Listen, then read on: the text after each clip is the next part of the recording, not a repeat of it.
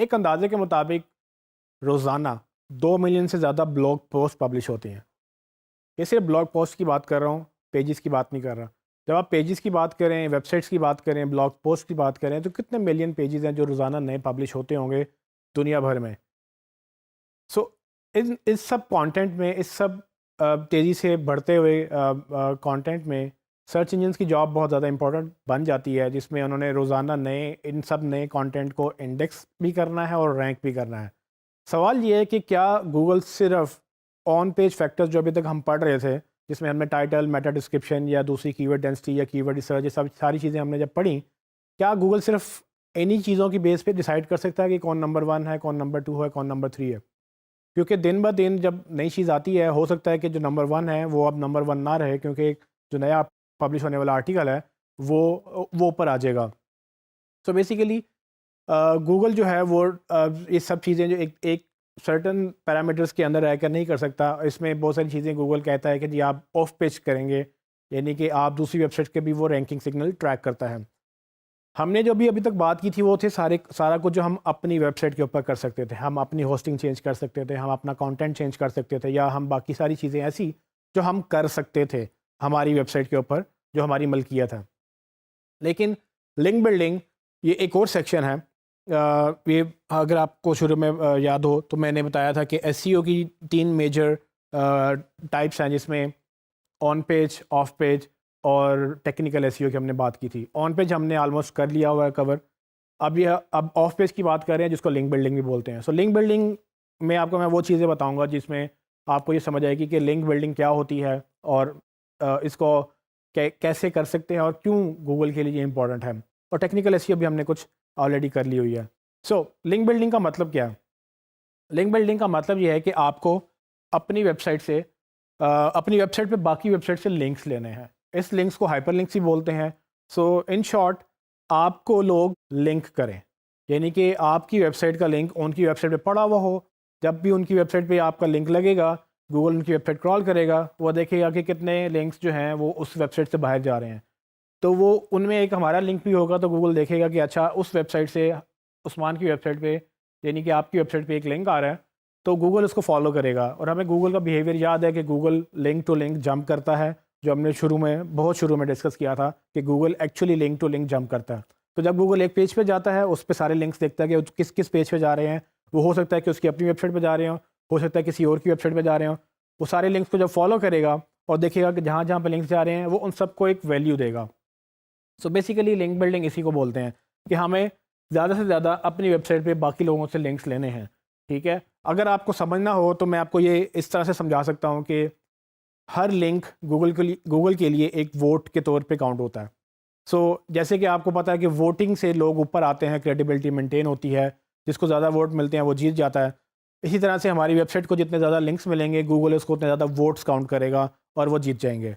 तो लिंक्स में 2-3 चीज़ें देखने वाली हैं। एक तो क्वांटिटी है कि कितने वोट्स मिल रहे हैं या कितने लिंक्स मिल रहे हैं। वो तो एक समझ आती है कि अगर एक बंदे को 100 लिंक्स मिले हैं या 100 वोट मिले हैं, और एक दूसरी वेबसाइट को 200 या 500 लिंक्स मिले हैं या 500 वोट्स आप समझ लें उसको, तो दोनों में ज़ाहिर बात है बेहतर वो 500 वाला है जिसको ज़्यादा लोगों ने वोट किया या ज़्यादा वेबसाइट्स ने उसको लिंक किया। लेकिन एक और चीज़ भी गूगल देखता है, वो देखता है कि वोट करने वाला, यानी कि लिंक देने वाला खुद कितना क्रेडिबल है, यानी कि उसकी क्या वैल्यू अपनी है। सो जैसे कि आप बड़े सर्कल देख सकते हैं कि जिसमें ये बड़े सर्कल का मतलब इनकी वैल्यू ज़्यादा है। ये ऐसी वेबसाइट है जिनकी अपनी अथॉरिटी बहुत ज़्यादा है और वो आपको लिंक कर रही हैं, तो उसका मतलब ये कि उनकी क्रेडिबिलिटी ज़्यादा थी, तो आपका उसका वोट का बेनिफिट भी ज़्यादा मिलेगा। और अगर बाकी छोटी जो सर्कल्स हैं, इसका मतलब ये है कि ऐसी वेबसाइट जिनकी खुद वैल्यू बड़ी कम थी, अगर आपको वो लिंक देंगे भी तो उसका इम्पैक्ट इतना ज़्यादा नहीं होगा जितना एक हाई रैंकिंग या हाई अथॉरिटी वेबसाइट से आपको लिंक मिलने से होगा। तो हमने जब लिंक बिल्डिंग की बात करनी है, तो हमने जब लिंक्स की बात करनी है, तो उस पर 2 चीज़ें देखनी है। ना सिर्फ हमने क्वांटिटी देखनी है कि कितनी क्वांटिटी में आ रहे हैं, हमने उसको क्वालिटी भी देखनी है कि कितनी क्वालिटी के लिंक्स मिल रहे हैं। तो इसकी एक और एग्जांपल मैं आपको ये दे सकता हूँ कि अगर मुझे एप्पल की वेबसाइट लिंक कर रही है या गूगल मुझे खुद लिंक करता है, तो गूगल की वेबसाइट की अथॉरिटी ऑलरेडी बहुत ज़्यादा है और मेरी वेबसाइट की अथॉरिटी शायद उतनी ज़्यादा नहीं है। गूगल जब मुझे लिंक करेगा और गूगल अपनी वेबसाइट क्रॉल करेगा और देखेगा कि यहाँ से वेबसाइट का लिंक उस्मान की वेबसाइट पर जा रहा है, तो मुझे एक अथॉरिटी वैल्यू ट्रांसफ़र होगी, जो कि गूगल की तरफ से मुझे एक वोट मिला। और वो वोट की क्रेडिबिलिटी क्या है कि जितनी क्रेडिबिलिटी गूगल की खुद की है।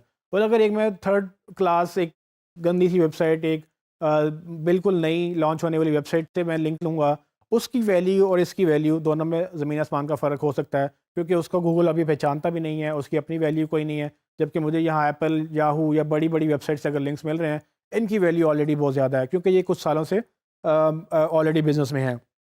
सो इन शॉर्ट, गूगल क्या करता है, जब भी एक लिंक एक वेबसाइट से दूसरी वेबसाइट पे जाता है, गूगल उस लिंक की वैल्यू ट्रांसफ़र करता है उस नई वेबसाइट को, क्योंकि गूगल की नज़र में वेबसाइट ए वेबसाइट बी को एक वोट दे रही है। वेबसाइट ए वेबसाइट बी को वोट तब देगी जब वेबसाइट बी ने इतना अच्छा काम किया होगा कि वेबसाइट ए उसको वोट दे, यानी कि उसको मेंशन करे, उसकी बात करे, उसका ज़िक्र करे। तो हमने ज़्यादा से ज़्यादा काम ऐसे करने हैं कि हमें लोग ज़्यादा से ज़्यादा वोट्स दें, ज़्यादा से ज़्यादा हमें लिंक करें। उसके लिए हमें क्या करना होता है, उसके लिए हमें कंटेंट क्रिएट करना होता है, और बाकी सारी चीज़ें मैं आपको आगे चल के इन्हीं कुछ टॉपिक्स में बताऊंगा। बस ये आपने याद रखना है कि जब भी गूगल किसी को वैल्यू ट्रांसफ़र करता है, वो 0 से लेके 10 तक होती है, और ये हमें नज़र नहीं आती। एक ज़माना था जब हमें गूगल के टूल बार पे एक ग्रीन कलर का बार नज़र आता था, जिसमें हम ये देख सकते थे कि किस तरह से किस पेज का क्या पेज रैंक है।